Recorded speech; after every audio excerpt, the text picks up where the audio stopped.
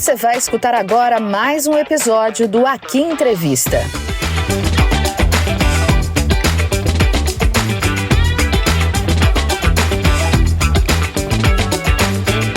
Olá, muito bom dia. Estamos aqui para mais um episódio do Aqui Entrevista. Hoje recebendo o Dr. Evandro Lima e Silva. Seja muito bem-vindo, doutor. Muito obrigado, Ana. Dr. Evandro Lima e Silva está aqui com a gente. Ele vai falar sobre empreendedorismo para profissionais da saúde. O doutor tem 36 anos, é formado em medicina pela USP e possui 2 residências. Ele é CEO da Med & Co, rede de coworking médico do Brasil.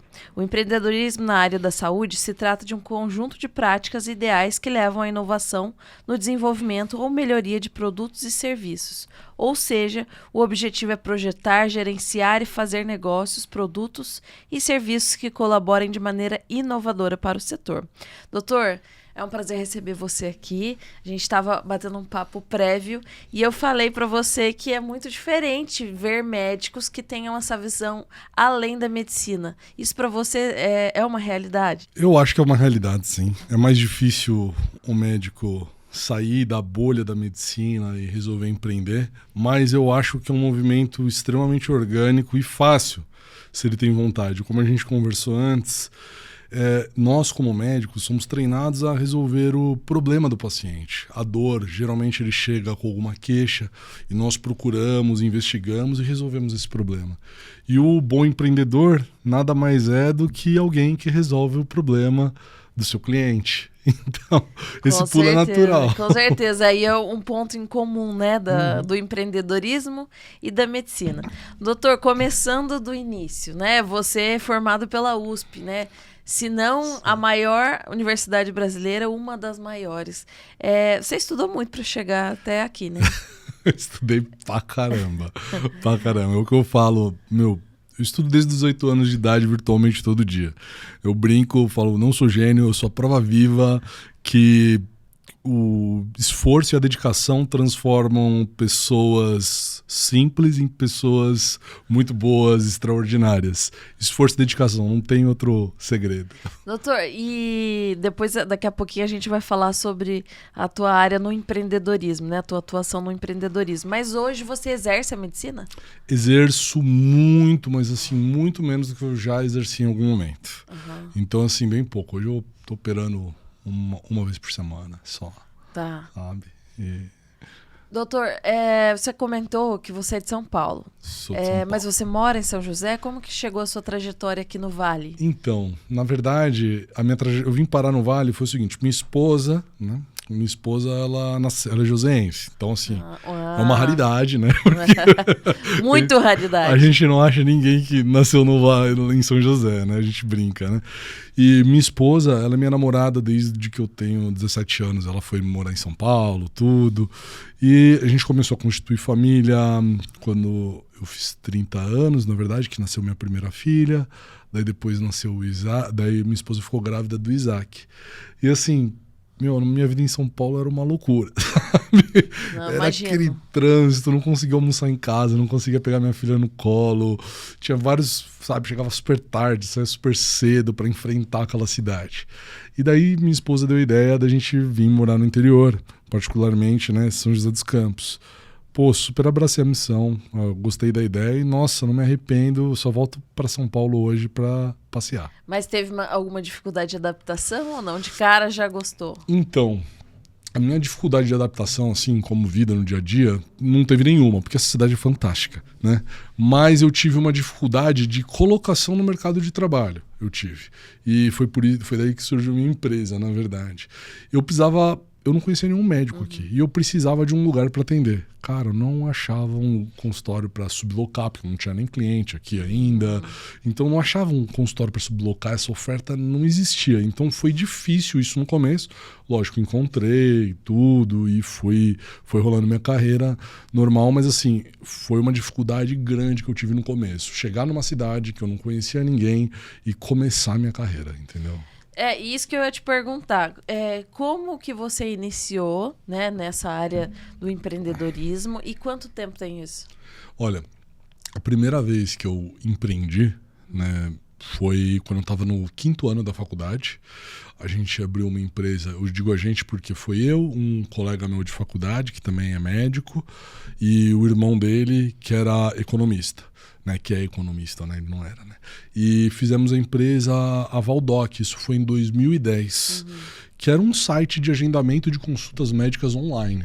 Então a gente fez isso em 2010. Bem pioneiro. E a gente tinha avaliações, tudo. E foi ali que eu comecei minha jornada como empreendedor. Então, assim, foi loucura, porque 2010 também pouco se falava, pouco se tinha de informação sobre empreendedorismo, startup, essas coisas. E a gente tinha uma empresa de tecnologia no ramo da saúde. E foi muito louco, assim, tudo. E daí depois, foi em 2010 que a gente começou. 2013 eu vendi a empresa e fui seguir meio que a rotina de ser médico. E daí eu fui médico, empreendi no consultório, né, vamos dizer, porque o consultório, se bem gerido, se bem tocado, ele é uma empresa. Você precisa tocar ele como uma empresa. Então eu tive meus consultórios, tive um consultório em São Paulo, depois eu tive outros consultórios aqui em São José dos Campos e depois eu abri a Medienco, que é a minha empresa atual. E aí, doutor, conta pra nós, o que a sua empresa faz hoje? Qual é o foco dela e de que forma isso contribui para o desenvolvimento aí de profissionais da saúde? Olha, o nosso objetivo é ter um impacto positivo na saúde, tá? Então, basicamente. E eu acredito piamente que se a gente der uma boa sustentação de carreira, de atendimento, para esse médico, para esse profissional da saúde, a gente vai ter um impacto super virtuoso no sistema todo. Então a gente vai ter pacientes melhores atendidos, melhores diagnosticados e melhores tratados, se a gente dá todo esse suporte para o médico. E é isso que a gente faz. A gente começou muito simples, muito pequeno, fazendo só locação de consultórios, por hora, de um jeito que ficava fácil de pagar para o profissional da saúde que estava querendo entrar no mercado. Coworking mesmo. Exato. Então a gente começou assim e depois a gente foi ampliando nossos serviços, né? E aí a gente dá toda a parte de atendimento de secretária, de concierge, a gente negocia com o paciente pelo médico, a gente tem parceiros de contabilidade, de marketing. Então, assim, a ideia é o profissional, ele entra na Medienco e ele não precisa se preocupar mais com nada, a gente resolve tudo para ele. E para a rotina super corrida de consulta, cirurgia, isso deve ser maravilhoso para o médico, né? Assim, é super legal. Um exemplo legal é que eu usei toda a estrutura que eu ofereço hoje para os profissionais, eu usei para mim. Então, eu tinha a minha equipe, antes eu tinha 2 secretárias no meu consultório que cuidavam da minha agenda, não só de consulta quanto de cirurgia. Eu tinha que pagar uma fortuna no meu consultório, que era lá no Aquários, tudo, para manter toda essa estrutura. E depois que eu abri a Medienco, eu fechei o meu consultório particular.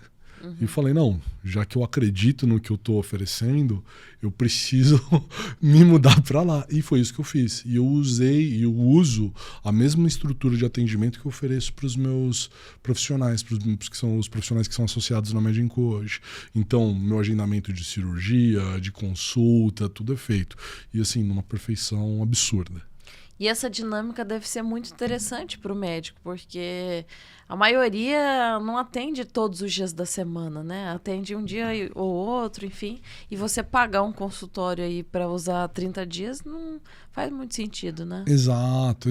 Eu, como cirurgião, mesmo quando eu estava operando bastante, eu atendi, eu acho que 3 períodos só por semana, não mais do que isso. Eu, como cirurgião, não queria estar no consultório. Por que eu quero estar no consultório? Eu ganho um pouco por consulta, né? Eu vou colocar entre aspas. Meu faturamento maior é sempre no centro cirúrgico operando meu paciente. É lá que eu ganho mais dinheiro. Então, assim, a minha intenção é estar sempre o máximo possível no centro cirúrgico. Então, o consultório, para mim, não representava grande parte do faturamento. Então, não fazia sentido eu ficar num consultório meu de segunda a sexta, né? Das 8 da manhã até as 5 da tarde. E a mesma coisa para diversos profissionais hoje. Hoje a gente sabe que o profissional da saúde, o médico, ele geralmente trabalha em vários lugares. Então ele vai trabalhar numa UBS, às vezes ele vai dar um plantão ali no hospital, né? E ele vai ter o consultório dele. Então assim, ele não vai estar o tempo todo lá. O custo não fica muito bacana para ele. E às vezes eu tenho profissionais, colegas meus que pagam para atender no consultório. De tão que não fecha a conta. A infra é muito cara, né? Super. Tem que pagar internet, luz, água, secretária, né? Muito Então, caro. e o pior disso, na verdade, o que acho que é a maior dor, que é uma dor meio oculta, que a gente não sabe que a gente tem. Mas você dá um treinamento adequado para sua secretária. Hoje isso é o maior calcanhar de Aquiles de qualquer consultório. Então, assim, o custo é ruim? É ruim o custo. Mas, assim, a gente não tem capacidade de treinar uma secretária, como se fosse um bom RH, pegá-la, saber, ensinar ela a fazer a abordagem do paciente, conversar com o paciente, criar os processos administrativos para ela. E a gente já entrega isso tudo mastigado.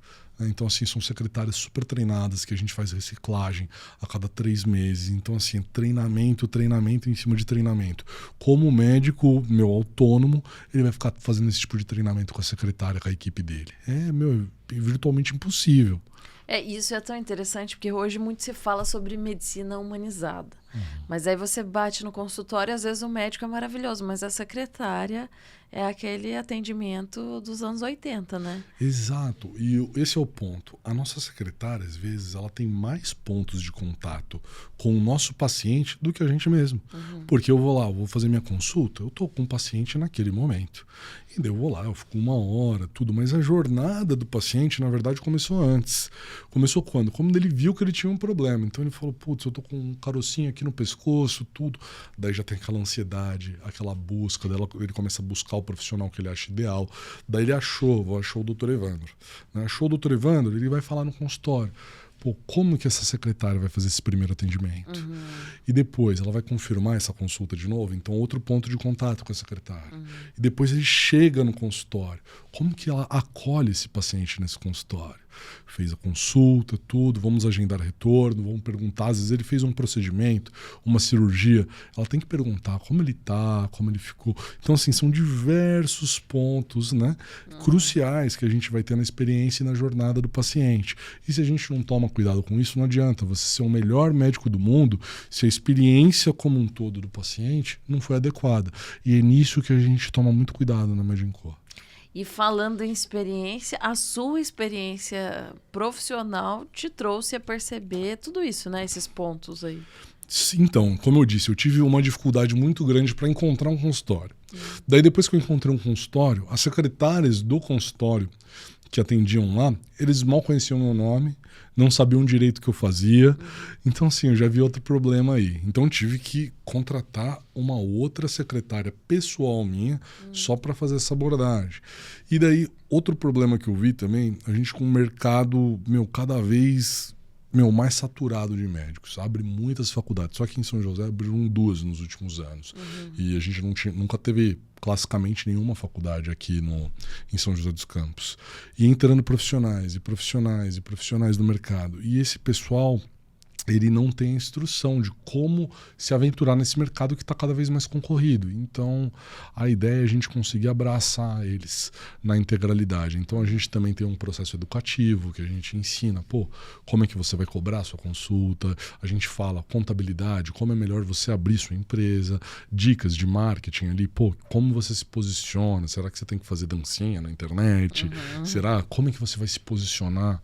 Né? Então, esse tipo de coisa a gente toma cuidado. Doutor, isso tudo é muito novo para o médico. Porque embora a gente saiba que tem médicos jovens no mercado, o público médico ainda é muito conservador. Então, acredito eu que muitos ainda tenham receio de ir para a internet, muitos ainda tenham receio de usar um coworking, que é uma coisa mais moderna. Você percebe uma resistência deles ainda em entenderem esse meio? Ou o pessoal já está mais aberto? Eu acho que aconteceu um processo seguinte. Quando começou rios de Instagram, às vezes TikTok, teve muito médico que, para viralizar, quebraram o decoro da profissão. Porque assim, o médico ele tem um decoro, a profissão. Ele tem uma liturgia no cargo. Né? Você precisa ser um cara respeitável, ser uma pessoa pública. Então você precisa se portar de um jeito diferente. E daí o pessoal foi pro TikTok, pro Instagram e começou a fazer coisas que médicos não estavam acostumados a fazer. E daí, dentro da classe médica, criou-se uma resistência a essas redes. Os médicos sérios, vamos colocar assim, eles falavam, cara, não vou me expor aí. Mas esse que é o ponto.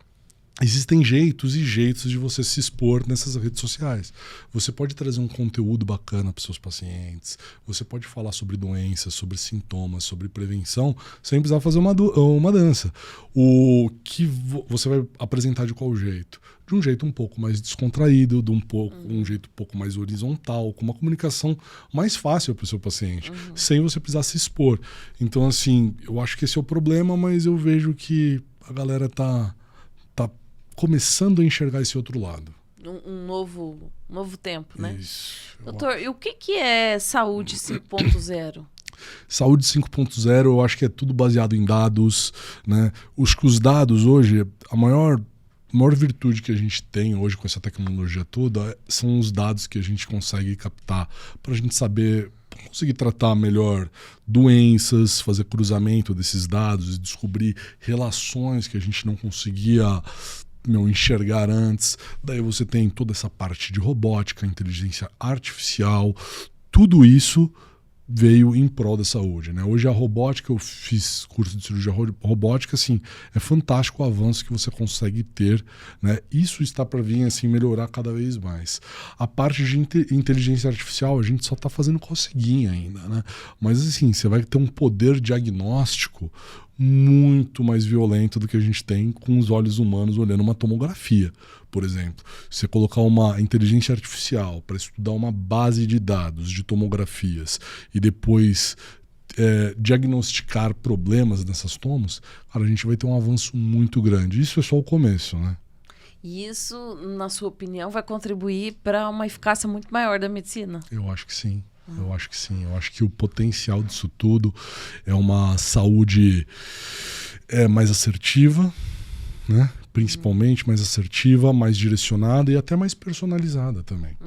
Fazer um tratamento ideal para você, sabe? E é interessante porque a tecnologia tem 2 pontos, né? Ou você abraça, se capacita, aprende e ganha junto, né?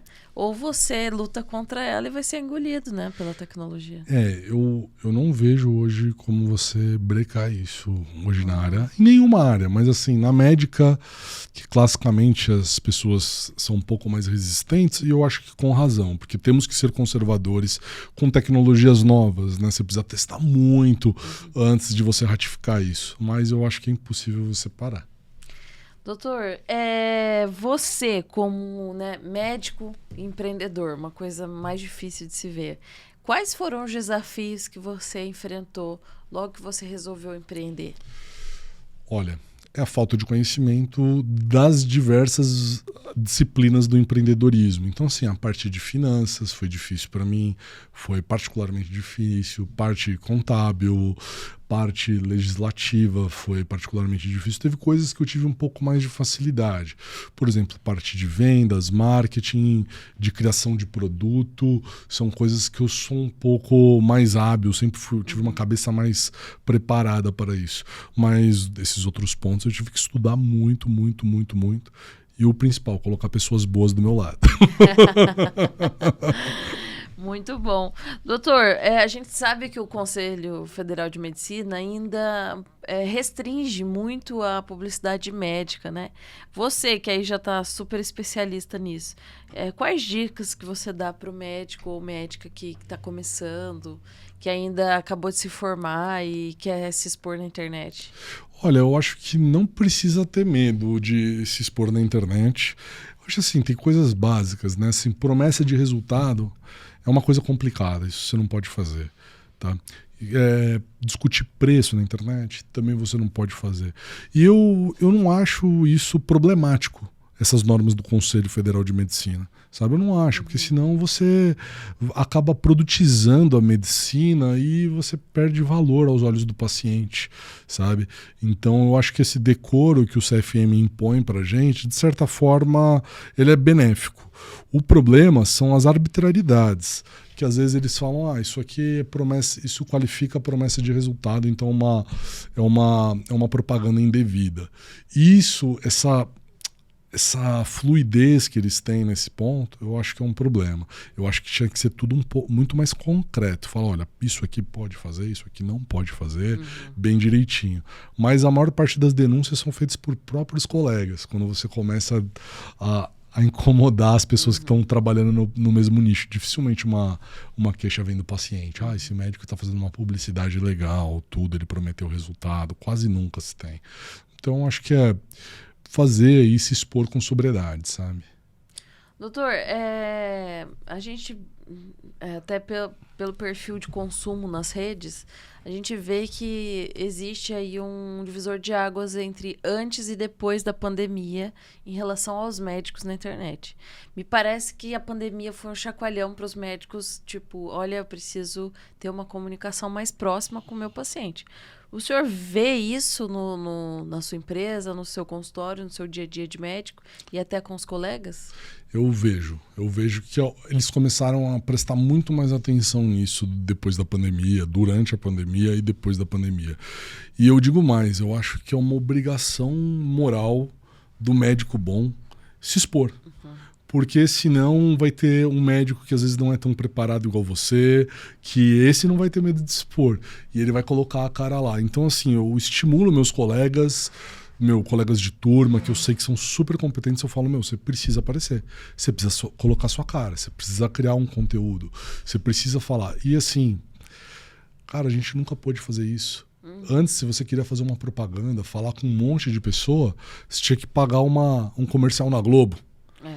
Que é inviável. Que vai pagar? Que médico vai pagar um comercial na Globo? Concorrência desleal, né? Agora você tem um celular, você pega esse celular, coloca no seu rosto e pronto. Você está falando com um monte de pessoa. Poxa, é fantástico. Não, sem dúvida. Doutor, você, né, é um médico que aprendeu outras habilidades, né? Sim. A habilidade de empreender. E fazendo um link com a saturação do mercado, de muitos profissionais no segmento, você acredita que hoje e para o futuro vai ser necessário que os médicos aprendam outras habilidades? Eu acho que é fundamental. Porque, assim, acho que esse contraste que você fez agora, ele é super importante. O antigamente com o hoje. O antigamente, meu pai é médico, ele falava assim, no meu tempo, se eu abria uma portinha na rua e colocava cardiologista, meu pai é cardiologista, bombava, enchia de paciente, tudo, ninguém, lotava, porque quase não tinha cardiologista, quase não tinha nenhum especialista. Então ficava super cheio e era muito fácil você tocar um consultório. Né? Qual que é um problema que tem na formação médica? Porque são pessoas como o meu pai que estão dando essa aula. Que ele não teve esse desafio de, como que eu vou me destacar no mercado? Ele não teve esse desafio. Então ele só ensina medicina e ele não tem a preocupação de colocar no currículo matérias que vão favorecer esse profissional a se colocar no mercado. E hoje, essas matérias são indispensáveis. Ele precisa saber um pouco de gestão, porque, assim, às vezes você está com a conta um pouco mais apertada lá no consultório, você precisa saber fazer um fluxo de caixa do consultório, você precisa ter uma ideia contábil, você precisa saber qual empresa que eu vou abrir. Às vezes uma empresa é a diferença assim, absurda de imposto que você vai pagar e isso vai dar uma diferença enorme no seu faturamento. E por aí vai. Daí tem o próprio marketing, divulgar, criar sua marca, se posicionar no mercado. Eu acho que isso tudo tinha que ser conversado. Desde a faculdade. E essa resposta tua faz link com a minha próxima pergunta. Que conselho você daria para os médicos recém-formados? Tipo, o que eles devem fazer para que o caminho aí das pedras seja mais fácil para eles? Olha, o primeiro ponto que eu sempre falo em todos os lugares, com todas as pessoas que eu converso, é faça um planejamento. Se você não sabe para onde você vai, cara, qualquer lugar que você chega tá bom. E esse não é o ideal. Então, assim, pensa bem o que você quer fazer, aonde você quer chegar. Você vai atender em qual tipo de cidade? Uma cidade média, uma cidade grande, uma cidade pequena? Qual vai ser a tua especialidade? Que paciente você vai querer atender? Faz um plano de carreira, né? Um business plan, só que faz para a sua carreira. Fala, cara, olha, eu vou querer atender pessoa de convênio grande e numa cidade média como São José dos Campos. É o começo de um plano. Fica muito mais fácil de você traçar estratégias quando você tem um plano. E daí você vai lá, sabe qual paciente que você vai querer atender, então fica mais fácil de você se comunicar com ele. Porque quem fala com todo mundo não fala com ninguém. Então, se você sabe direitinho quem é o paciente que você vai atender, o que você vai oferecer para resolver o problema dele, é muito mais fácil de você fazer tudo isso. Então, o primeiro ponto é planejamento. Daí depois você vai correndo atrás de umas coisinhas como aprender a fazer uma divulgação legal, criação de marca, como que abrir um consultório aí, é só ir na Medinco, por exemplo, que a gente facilita. Doutor, estamos chegando ao fim. Eu queria saber onde fica a Medinco e como os médicos e profissionais interessados devem fazer para entrar em contato. Legal. Então, a gente tem um portal, a gente tem um Instagram, né? O nosso portal é medinco.com.br, o Instagram é Medinco, @medn.co, né? O Instagram. E, assim, hoje estamos em São José dos Campos, Taubaté, Guarulhos, Piracicaba, Jundiaí, Sorocaba. Estamos abrindo uma unidade agora em Moema, esse ano também. Então, São Paulo capital agora vai poder contar com as nossas soluções. Sergipe também temos e estamos no escopo uma unidade em Manaus também. E todas essas unidades, elas estão vinculadas a você ou são franquias? Todas a mim. Uhum. Tá. E como você estabelece onde você vai abrir cada unidade? Hoje a gente faz um estudo onde a gente tem mais médico que precisa da nossa ajuda. Uhum. Então, basicamente é isso. Geralmente cidades com uma população boa, que tem faculdades de medicina e por aí vai, né? E a gente escolhe a partir daí.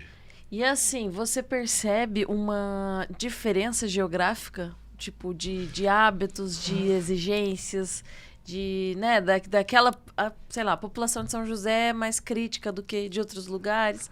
Conta um pouquinho pra gente disso. Com certeza, tem super diferença. Por exemplo, Moema agora a gente já começou até a divulgar ali, assim, o pessoal, ele tá muito mais pronto para esse tipo de solução do que os profissionais daqui. Uhum. Então, assim, a gente percebe a facilidade em São Paulo, em capitais, pra gente expor essa solução. Agora você pega as cidades São José, a gente teve uma facilidade boa, na verdade. Agora Taubaté teve uma resistência maior com o projeto. Você precisa mostrar a fundo que a gente consegue oferecer uma solução dessa de um jeito particular e individualizado para ele, que é o jeito que a gente oferece. Então, assim, quando ele começa a ver isso, ele começa a ficar mais aberto a esse tipo de solução nova que a gente está oferecendo. Mas tem bastante essa diferença de cidade para cidade. Uma última pergunta, doutor, que a conversa tá boa, mas a gente precisa encerrar. Na sua opinião, qual é o futuro da medicina? Eu acho que a medicina ela vai ser muito mais individualizada, né? Para cada paciente, ela vai ser muito mais pessoal. Os médicos, eu acredito que serão mais próximos de seus pacientes. Eu acho que cada vez mais, né, a própria rede social favoreceu essa proximidade.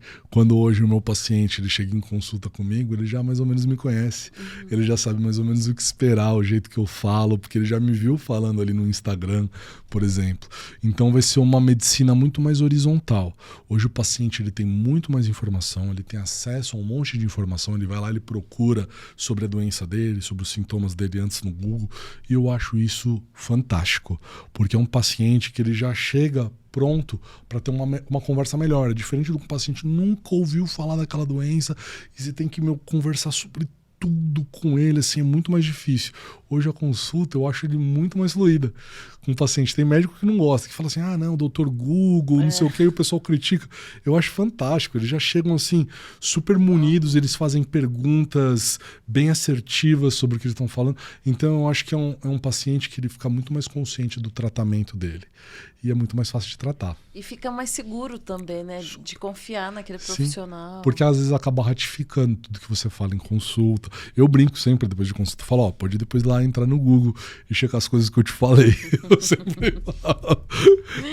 E qual é o futuro do exercício da medicina, na sua opinião? Eu acho que é uma medicina um pouco mais empresarial. Que o médico ele vai ter que ter skills de gestor, ele vai ter que ter skills de um cara de marketing, ele vai ter que ter skills, né, de um administrador, para ele poder performar na carreira dele. Se ele não tiver esses skills, ou alguém que trabalhe com ele que tem esses skills, ele vai ser engolido pela massa, porque vem uma massa aí atrás. Muito bom, muito obrigada, doutor. Foi um prazer recebê-lo. Prazer foi meu, Ana. E na próxima a gente conversa sobre outros assuntos. Vai ser um prazer. Obrigada, gente. Tchau, tchau.